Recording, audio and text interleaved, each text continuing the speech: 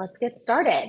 Welcome to Bridge Elections FAQ, a live discussion where our Capitol reporters answer your questions about the 2024 election.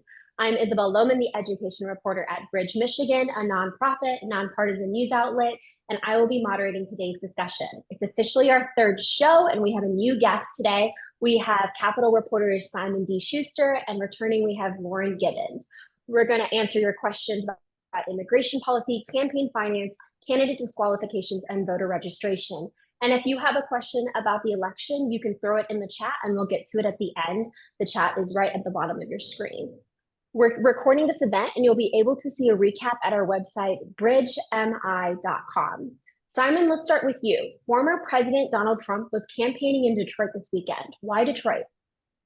Yeah, so this was an interesting event because Detroit has emerged as something of an unexpected battleground in the state of Michigan. It's traditionally a Democratic bastion for Michigan. It's sort of a well of votes for Democrats to draw upon in statewide elections.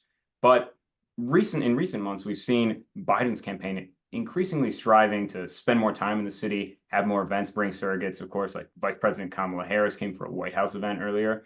And so to see Trump in the city is interesting, as it's suddenly become a focal point in this election. Now, to be clear, this is partly a move that was out of convenience. Trump was speaking later Saturday about or at the Turning Point Convention, the People's Convention downtown. And so this was a stop on his way there.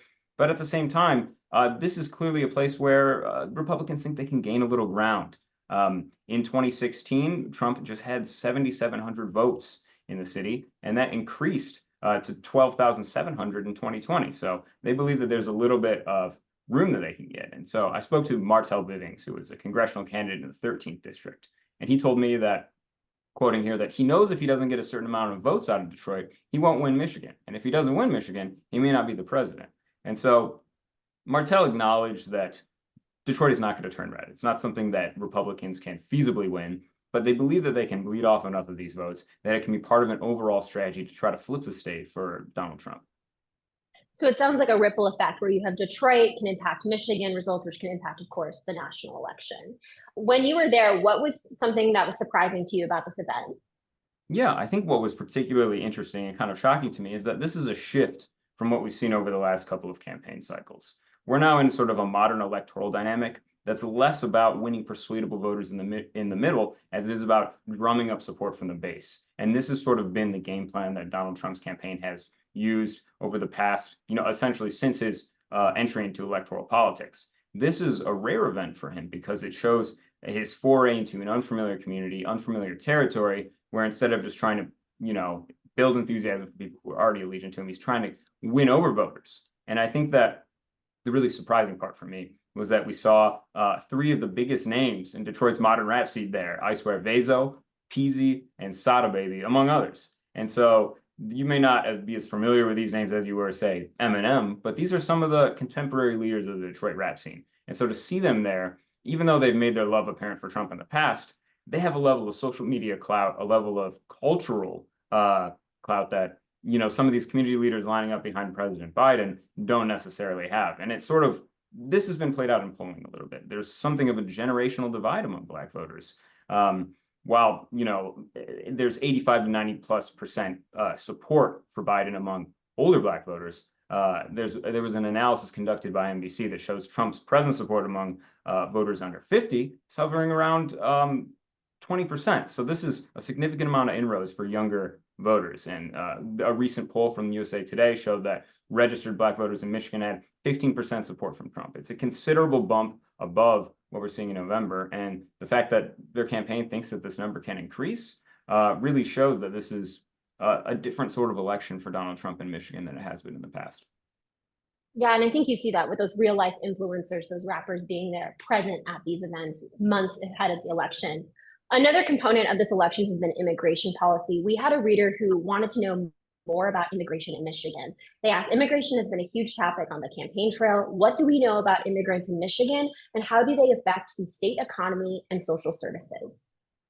Yeah, immigration is absolutely already becoming a huge deal in the presidential race, especially former President Donald Trump was here in Michigan, made immigration policy speeches in the aftermath of a murder in Grand Rapids that was committed or allegedly committed by an undocumented immigrant who had already been deported previously. So Donald Trump in particular is really chipping away at the Biden campaign for his immigration policy. And Biden, for his part, is also making some strides on immigration issues, recently issuing a few executive orders. One that is trying to clamp down on illegal crossings at the border, but then also trying to offer amnesty for people who are already married to someone living in the United States legally. As far as the impact that as far as the impact that immigrants have in Michigan, it's pretty significant, according to new research from the American Immigration Council. Immigrants play a pretty crucial role in population growth, the labor force, business creation. This report estimates that immigrants in Michigan held $23.1 billion of spending power, paid $5.5 billion in federal taxes, and paid $2.6 billion in state and local taxes. And that's not nothing, especially when considering Michigan is facing lagging population growth, and officials are really spending a lot of time trying to figure out how to get more people to live here.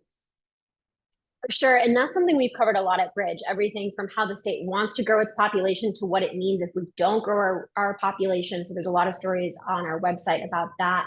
Also, if anyone in the waiting room right now or who's watching this has a question, you can ask it in the chat and we'll get to that later in the show. Simon, we have a question about campaign finance, which I know you've studied a lot.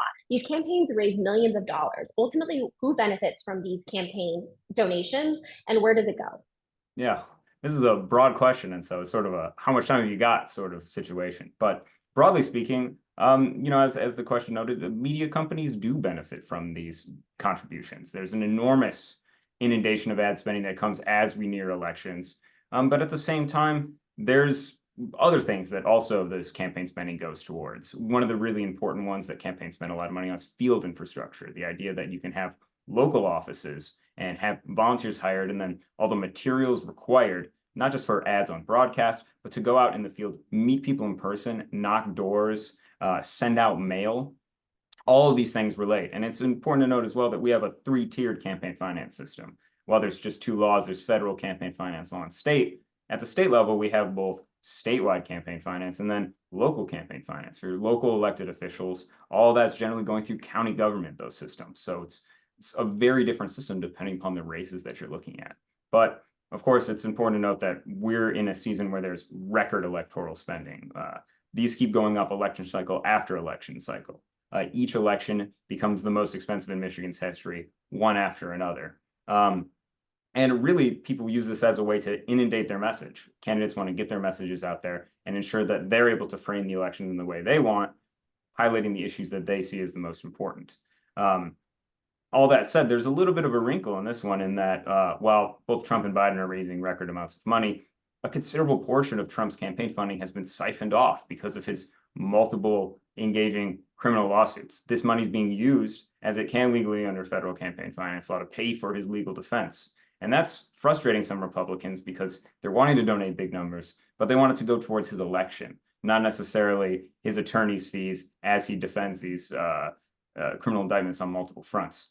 And so as we see these campaigns move closer to election season, that spending is only going to ramp up. And we're going to see more ads, more contact from campaigns, and where exactly that money goes, we only know a portion of it because a considerable amount of campaign spending happens from non-disclosed sources where we don't know who the donors are, who's raising that money, and really how much they've got. Particularly in Michigan, our state political parties have non-disclosure accounts that are some of the largest dark money spenders in the state. And so we're not really going to see the scale of that funding or perhaps a disparity between the parties until we move closer to the election. Gotcha. And we actually had several reader questions last week about campaign finance. So if you're looking to find out how you can learn more about the campaigns that you're looking at, you can check out our last Bridge Elections FAQ. Thank you for that, Simon. For Lauren, we have a question that says, it's about the candidate disqualifications, which was another hot topic last week. They want to know more about candidate disqualifications. How many in this cycle were Republicans and how many were Democrats? Yeah, so this cycle, there were 5 Republicans and 9 Democrats that were disqualified from the ballot for signature issues primarily. And that included higher profile candidates like Senate hopeful Nasser Beydoun and congressional challenger Adam Ollier, who was hoping to take on current Representative Shri Tanadar in the general election, or excuse me, the primary.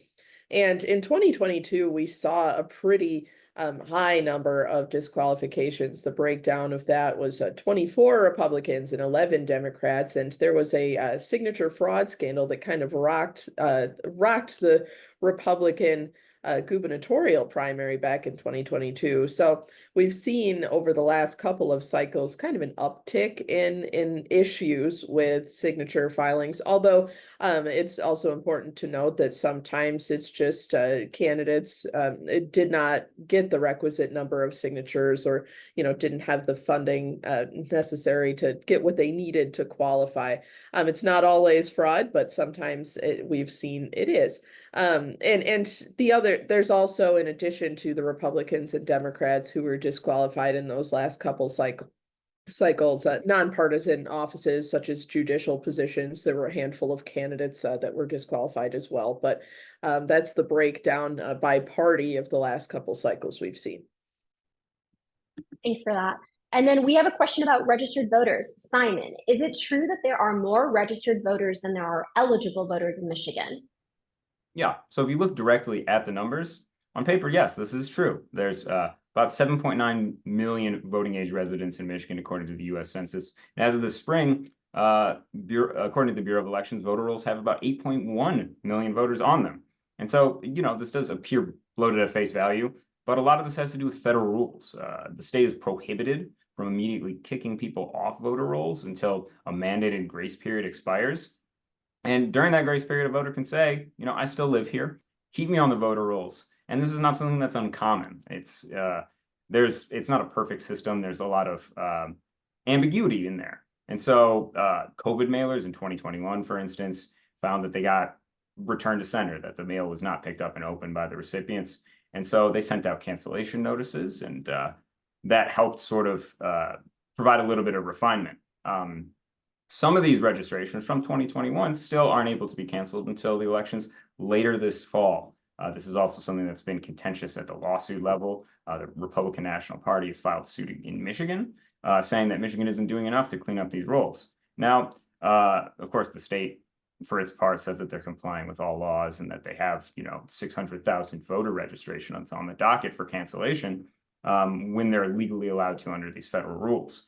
Now, there's sort of a complication here, which is that fundamentally, the state can't know when people move out of state easily. At least the Bureau of Elections can't, because that information isn't broadly tracked. At least Americans aren't surveilled in that way. And so one of the ways that election officials have attempted to get around this is through the Electronic Registration Information Center. It's known as ERIC.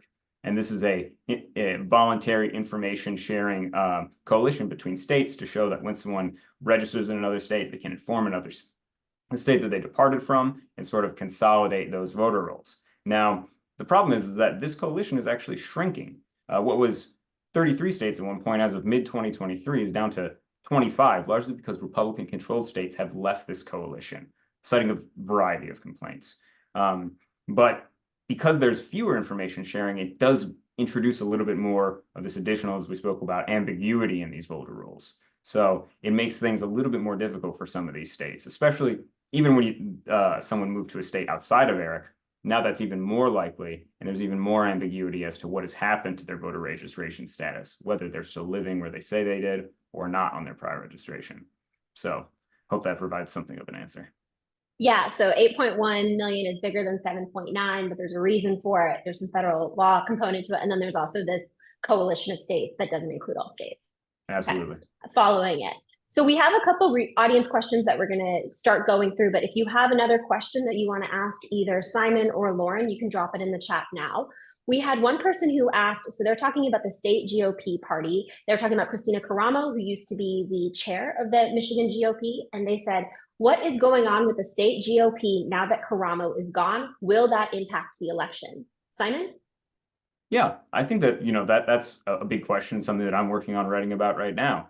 And we've seen an enormous amount of development over the state Michigan Republican Party. Just to clue readers in who may have not been following, there was a legal dispute over who led the Michigan Republican Party after a small faction of the state committee voted to oust Kristina Karamo, the prior chair, in January of this year. By the end of February, a judge had ruled that she had indeed been ousted properly, and that Pete Hoekstra, who this faction of the state committee elected, was now the rightful chair. And since Hoekstra has taken the leadership role in the state party, they've been undergoing a rebuilding process. They've been bringing staff back online and reconnecting with establishment donors, large, big money names who had been alienated under Karamo's leadership, as she had become pursuing more ideologically pure, more, hardline view. They're now shifting back, saying that the Republican Party is a big tent party, and most importantly, that they're a vehicle for the re-election of Donald Trump. State parties in an election year, the important role is that they act as partners, a coordinating entity between national partners, the National Republican Congressional Committee, along with the Republican National Committee. They funnel money along with the presidential campaigns through the state party and are able to spend money and coordinate spending in ways that the parties, had they not had a reliable partner in the state Republican Party, would not be able to otherwise. And so there had been friction between some of these national partners under the chairwomanship of Kristina Karamo, and now that has largely resolved itself. And so that does have an impact on the election, because now that the state party can act as a coordinating entity, these national partners, such as the Trump campaign, they can work hand in hand with the state party rather than having to sort of strike out on their own as the state party sort of does its own thing. So it does have an impact in that regard, but it doesn't mean that infrastructure wouldn't have been there had Kristina Karamo remained in charge. Gotcha. Okay. And I'm excited to see what reporting you get about the state of the GOP soon. Lauren, we had a question about age limits. They said, how likely is it for age limits for presidential candidates? Yeah, it's an interesting question, considering the age of both former President Trump and President Biden has been a big topic in this presidential cycle. It's unlikely, just because it would require an amendment to the US Constitution, which sets the requirements for presidents. There is a minimum age requirement to run for president. They have to be at least 35 years old, but there is no cap on how old a person can be when they are running for president at the top end. It's actually really interesting because at least recent research from the Pew Research Center from 2023, last fall, actually found that 79% of Americans favor maximum age limits for elected officials, and then 74% support such limits for Supreme Court justices. And it's not entirely out of the realm of possibility, I suppose, but in terms of actually changing that for the presidential cycle, it does appear to be some public support, but not much political will to amend the Constitution at this point. For sure. And amending the Constitution is not an easy thing by any means.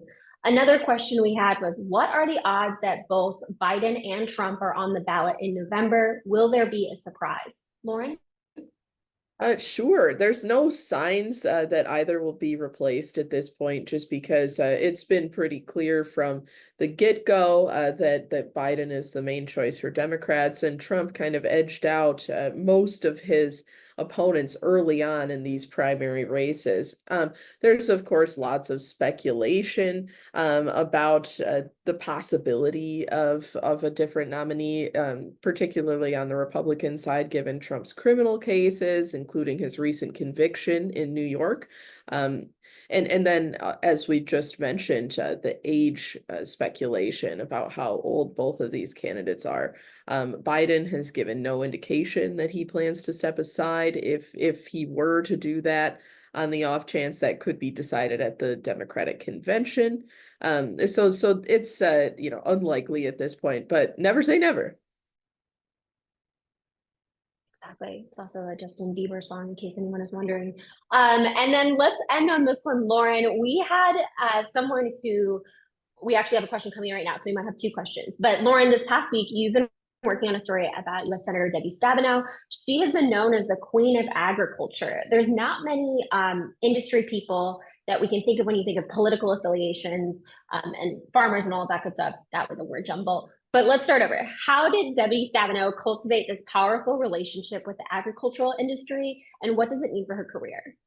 Yeah, so I did some reporting on this, as you said, this week. It's gone back a long, long ways, decades. Senator Stabenow has been serving in agricultural committee roles since her time in the state legislature. And then she's either been the chair or the ranking member of agriculture committees in the Senate since 2011. And that's a big deal here in Michigan because it gives farmers a lot more clout, a lot more say in what goes into the farm bill. Agricultural issues, federal policy really does impact farmers and agribusiness here in Michigan quite a bit. There's currently a farm bill debate going on in the Senate right now. Senator Stabenow is part of those discussions, but if it gets punted to next year, we won't have a Michigan chair of agriculture anymore.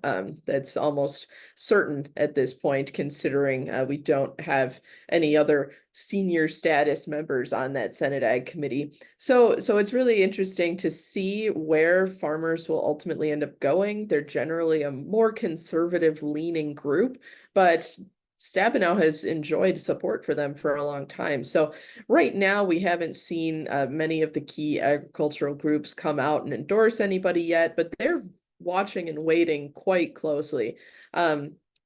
Representative Slotkin serves on the House Agricultural Committee right now. She has made some overtures. Certainly, Republicans have also started to think about these issues and talk about them. Hill Harper, in a recent press conference, said that he's really trying to be passionate about farm issues as well. So it's something that will continue to play a factor in what is expected to be a really close Senate race. Sure. And then one more viewer question for today. Simon, what is the state doing to ensure fair elections? Yeah, I think that this might be one of the most politically charged questions of the election that we could possibly have, because I think that concept of fairness is going to really depend upon your ideological persuasion. When you look at sort of how Democrats are interested in fairness of elections, they're looking at ballot access of the franchise and the ability of people to vote. For Democrats, they have a lot of reasons to be happy right now. They're talking, when you look at early voting, no reason absentee voting, and all the different methods with which you can get a ballot into the office and returned well ahead of the election. This is sort of the biggest portfolio of options Michiganders have ever had.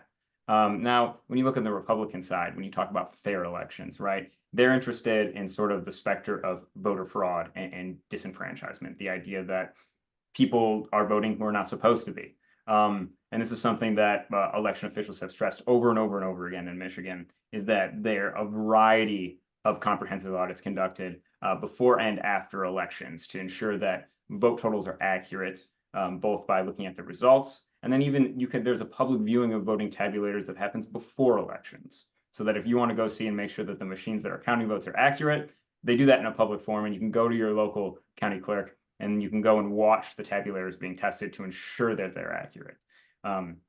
So between these audits, between the access to the ballot that people have had in the past, those are sort of some of the two different aspects that we can see in terms of fair elections. But at the same time, I think that this is a question that is going to extend, both before the election and afterwards. And so, but when you look at sort of where candidates are going on these issues, there's definitely been some evolution on the Republican side, because there's been more of a push towards absentee voting. I was speaking to Matt DePerno, former Attorney General candidate, someone who had really promoted the specter of election fraud after the 2020 election. He's now running for Michigan Supreme Court. And I asked him whether the results of this election are going to be trustworthy in his mind. And he says, I have to trust the results of the election because all of the things that have happened that have given me faith in the system, which is an enormous evolution if you recall his prior statements on this topic. That's big. That's big. Well, in 25 minutes, we've answered 10 audience or reader questions. We want to continue to do this. So thank you for tuning into our third Bridge Elections FAQ. We're committed to making Michigan a better place through our nonprofit journalism. We have a nonpartisan voter guide, a free politics newsletter, and more shows coming up. You can find all of this information on our website. Our reporters are routinely answering election questions on our website as well. And if you have a question you'd like us to answer in a future show or on our website, you can do that at bridgemi.com. Our website also has answers to previous questions, including the validity of Michigan polls, ballot drop box security, and political candidates' finances. To hear more about our next show, which will be sometime next week, you can sign up for our free Politics Watch newsletter at bridgemi.com/signup. Thank you again for tuning in, and we'll see you next week.